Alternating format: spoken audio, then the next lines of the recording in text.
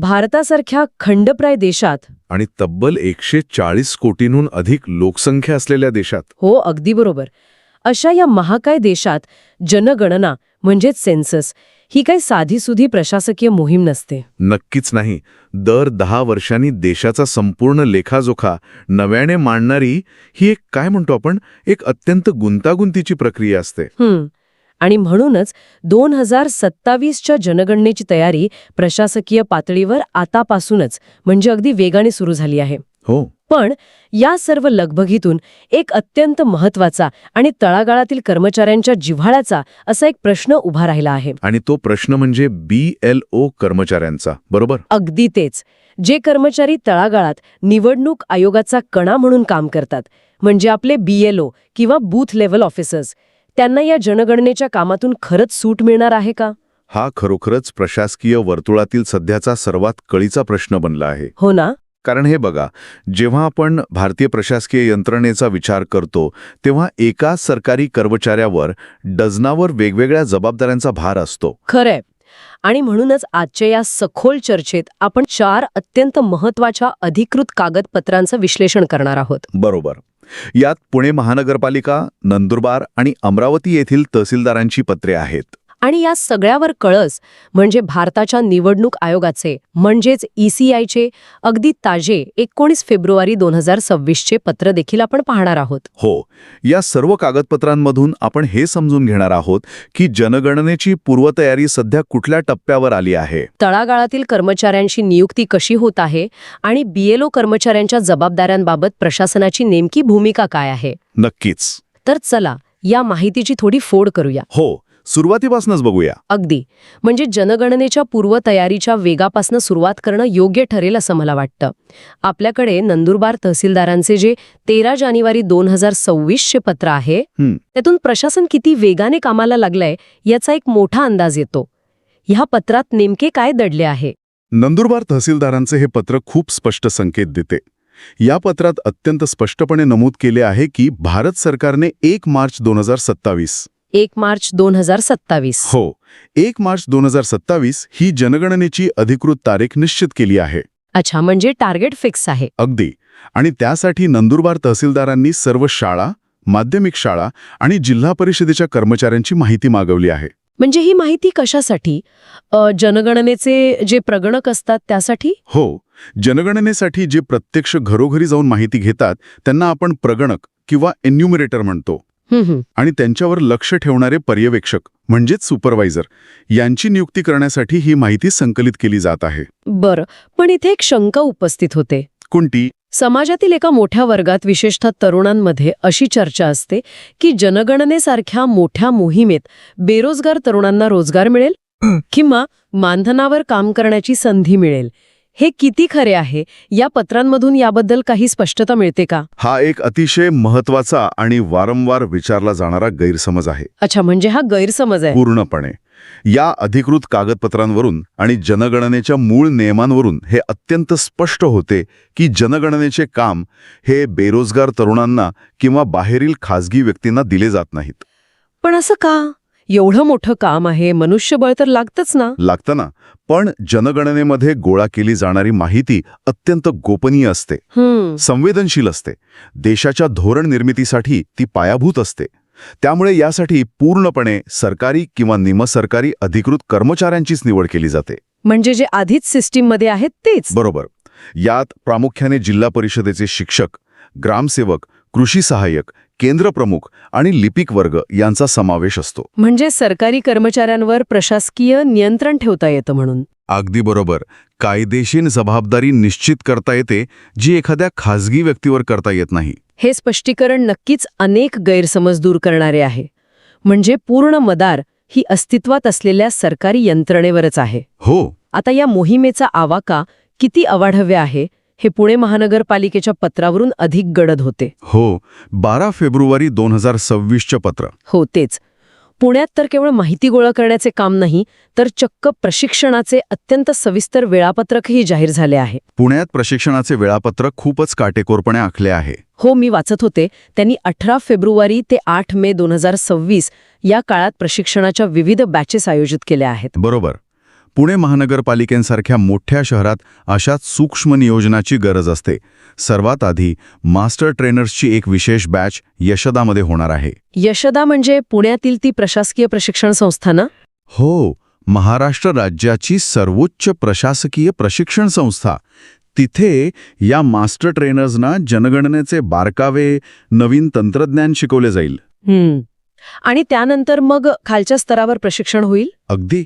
त्यानंतर charge officers आणि शेवटी 27 एप्रिल ते 8 मे या काळात प्रगणक आणि पर्यवेक्षक यांच्या 4 मोठ्या बॅचेस चालतील. बापरे, म्हणजे ही प्रक्रिया किती प्रचंड आहे हे यावरून दिसते. एकीकडे नंदुरबारमध्ये कर्मचाऱ्यांची माहिती गोळा करण्याचे काम सुरू आहे आणि दुसरीकडे पुण्यात प्रत्यक्ष प्रशिक्षणाची तयारीही सुरू झाली आहे. पण इथेच हा विषय अधिक रंजक बनतो. कशामुळे? अमरावती तहसीलदारांच्या एका पत्रामुळे.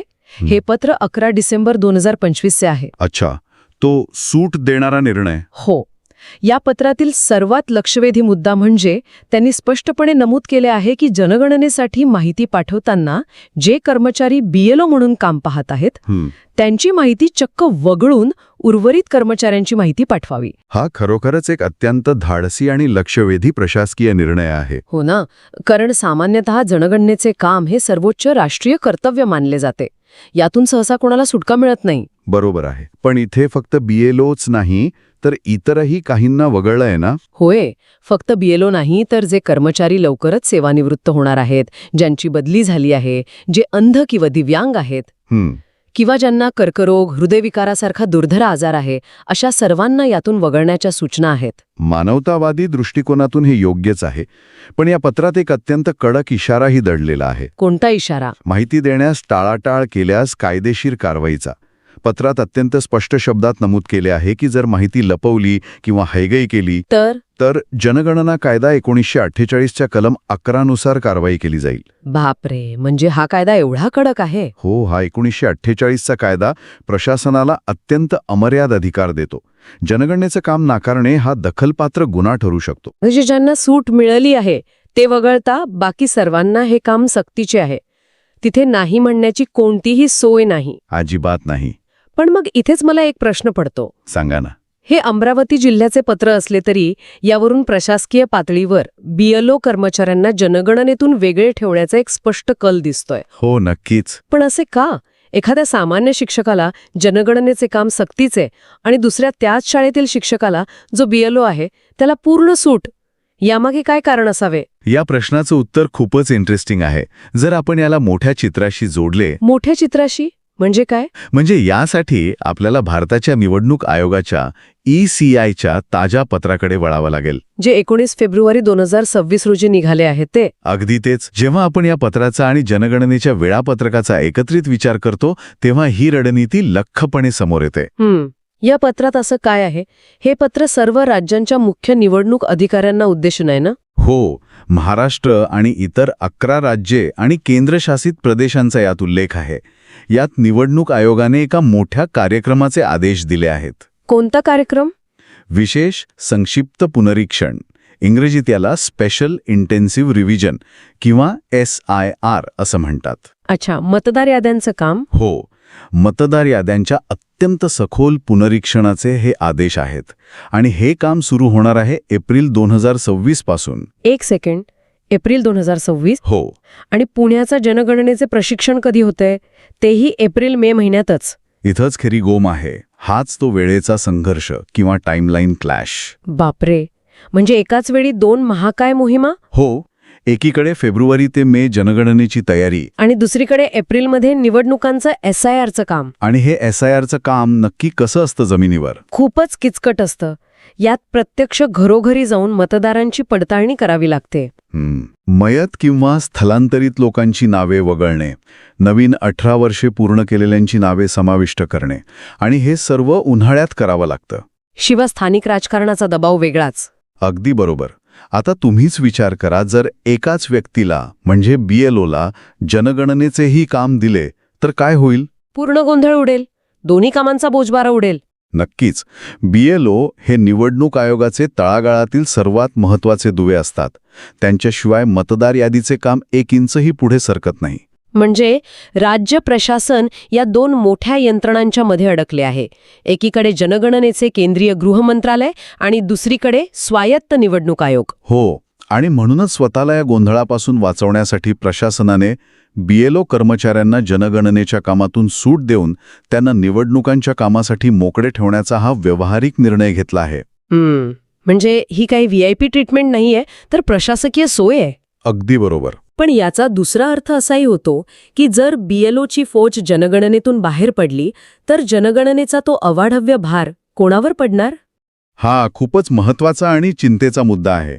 याचा थेट भार पडणार आहे उर्वरित जिल्हा परिषद शिक्षक, ग्रामसेवक आणि कृषी सहाय्यक यांच्यावर. म्हणजे त्यांच्यावरील कामाचा ताण आता दुप्पट होणार. हो, म्हणजे एका गावात जर 2 शिक्षक असतील आणि एक BLO असेल तर दुसऱ्या शिक्षकाला जनगणनेचे सगळे काम एकट्याला करावे लागेल. हे खूपच अस्वस्थ करणारे आहे. एप्रिल-मे महिना म्हणजे शाळांच्या वार्षिक परीक्षांचा काळ असतो. निकाल तयार करण्याचं काम असते. आणि त्याच वेळी त्या शिक्षकाला जनगणनेसाठी घरोघरी जावे लागणार. ग्रामीण भागातील शिक्षण व्यवस्थेवर याचा खूप मोठा ताण येऊ शकतो. हीच आपल्या व्यवस्थेची शोकांतिका आहे. एका मर्यादित कर्मचारी वर्गावरच आपण सर्व मोहिमांचा भार टाकतो. खरंय, पण एकूणच आजच्या या सखोल चर्चेत आपण जी कागदपत्रे पाहिली त्यावरून चित्र स्पष्ट आहे. हो, प्रशासनाने सध्या तरी प्राधान्यक्रम ठरवून BLOजना वगळले आहे. थोडक्यात आढावा घ्यायचा झाला तर 2027च्या जनगणनेची पूर्वतयारी नंदुरबार आणि पुण्यात अत्यंत वेगाने सुरू आहे. पण निवडणूक आयोगाच्या आगामी सिर मोहिमेमुळे जी एप्रिल 2024 मध्ये सुरू होत आहे, बरोबर, BLO कर्मचाऱ्यांना जनगणनेच्या कामातून, जसे की आपण अमरावतीच्या पत्रात पाहिले, स्पष्टपणे सूट दिली जात आहे. अगदी बरोबर. आणि बेरोजगार तरुणांना यात काम मिळेल हा समजही चुकीचा ठरला आहे. हो, पूर्ण भिस्त ही सरकारी कर्मचाऱ्यांवरच आहे. हे कोणत्याही श्रोत्याने लक्षात ठेवावे, जेणेकरून जेव्हा प्रगणक किंवा BLO आपल्या दारात येईल तेव्हा त्यांच्यावरील ताणाची आपल्याला जाणीव असेल. अगदी 100%. पण या सर्व माहितीच्या पलीकडे जाऊन जाता जाता एका अत्यंत महत्वाच्या प्रश्नावर विचार करणं गरजेचं वाटतं. कोणता प्रश्न? आज आपण पाहतोय की प्रशासनातील ठराविक कर्मचाऱ्यांवरच शिक्षक, लिपिक किंवा ग्रामसेवक यांच्यावर जनगणना आणि निवडणुका अशा दोन्ही जबाबदाऱ्यांचा मोठा ताण येतो. हो, एक काम संपले की दुसरे सुरू होते. मग भविष्यात जसा जसा लोकसंख्येचा आणि मतदारांचा डेटा आणखी वाढत जाईल तसतसा हा ताण आणखीच असह्य होईल. नक्कीच. मग अशा वेळी केवळ या मानवी संसाधनावर अवलंबून राहण्याऐवजी एक अत्यंत प्रगत आणि आधुनिक विचार का होऊ नये? म्हणजे तंत्रज्ञानाचा वापर. हो, जनगणना विभाग आणि निवडणूक आयोग या दोन्ही यंत्रणांनी एकत्र येऊन एखाद्या प्रगत आणि एकात्मिक तंत्रज्ञानाचा इंटिग्रेटेड डिजिटल सिस्टमचा विचार करायला नको का? हा एक उत्तम विचार आहे. जिथे या दोन्ही यंत्रणा आपला डेटा एकमेकांशी सुरक्षितपणे सिंक करू शकतील. शेवटी हा डेटा एकाच नागरिकाचा असतो ना. हो, यामुळे माहिती गोळा करण्यासाठी घरोघरी जाण्याची दुप्पट मेहनत वाचेल. आणि सर्वात महत्त्वाचे म्हणजे तळागाळातील या कर्मचाऱ्यांवरील ताण कायमचा कमी होऊ शकेल. यावर खरोखरच विचार व्हायला हवा. नक्कीच. प्रशासकीय सुधारणांसाठी हा विचार खूप आवश्यक आहे. याच एका विचार करायला लावणाऱ्या प्रश्नासोबत आजची ही माहितीपूर्ण सखोल चर्चा आपण इथेच थांबूया. या चर्चेत सामील झाल्याबद्दल खूप खूप धन्यवाद. धन्यवाद. पुन्हा भेटूया अशाच एका नव्या आणि रंजक विषयाच्या विश्लेषणासह. तोपर्यंत नवनवीन गोष्टी शिकत रहा आणि समजून घेत रहा. सुरक्षित रहा.